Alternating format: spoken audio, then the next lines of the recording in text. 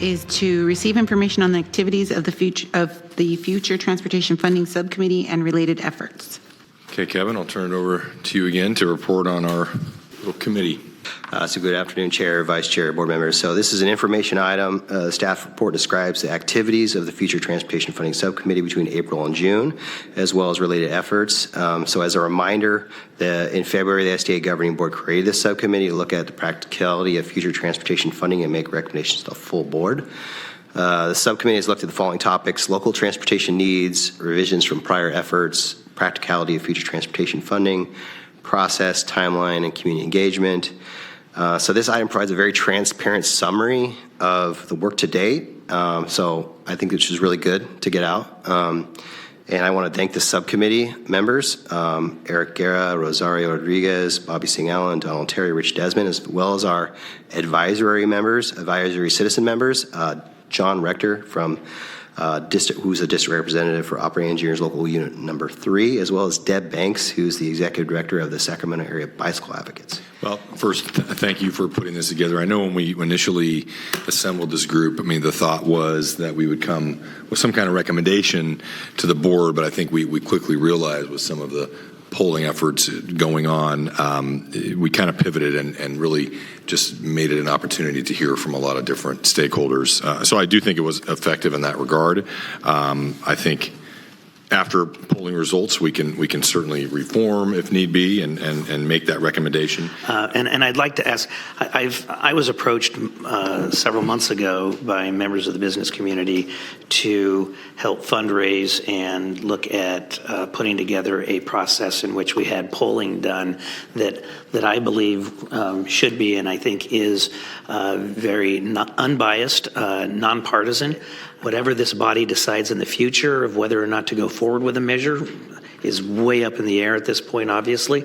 But I think that the best information that we can have and the most honest and transparent information we can have to make that decision, the better. And so therefore, we went on a fundraising effort to put together polling. We did that. The poll is now on the street. Taking input from many jurisdictions as far as what the poll looks like, and based upon what previous polls, not the last one, but previous polls showed us. And so I would like to, at this time, as I said, the poll is on the street. It will be complete by the end of the month. And so I would like to ask the chair and Mr. Busey to agendize a brief workshop and allow Barry Barnes, who is the consultant, and EMC, which is one of the top 2 polling agencies in the state, who is doing the polling, to come and give a transparent, publicly available workshop and give the board an opportunity to ask questions about the polling, the results, so that in the future, if we're asked to make a decision on how to move forward, we've got the most information available.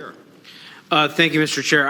I wanted just to thank you and the members of the committee and our staff for having a conversation, and that, I think the important takeaway that came from that, and speaking with both proponents and opponents of both past measures, Measure B and Measure A, was not to rush into anything quickly. And I know if we are going to go forward, and I think we should go forward at some point at a countywide measure, that it have a very thought out method of how we're going to engage the public, so that the educational awareness of the public comes across. So I did have one question. Appreciate the polling and looking forward to the workshop. One question I have is, obviously there's conversation happening that there might be another community-led effort as well.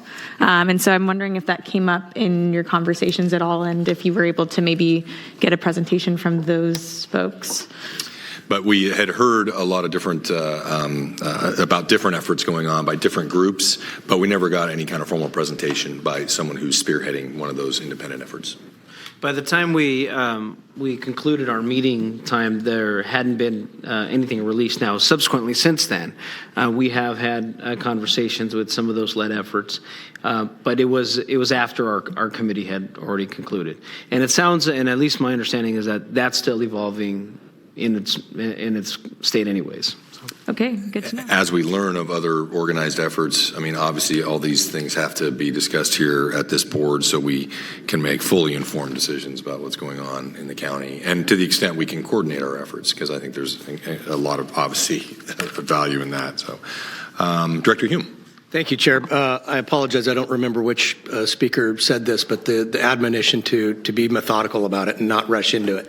And I think that's an important takeaway because, if we continue going back to the poll every time it fails, and then the next time we just re-up and come back again, at some point the electorate is within their right and reason to say, what part of no didn't you understand last time?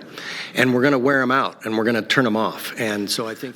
Okay, well, I appreciate the discussion. We will certainly be revisiting this in the context of the poll at probably our next meeting, assuming it comes out.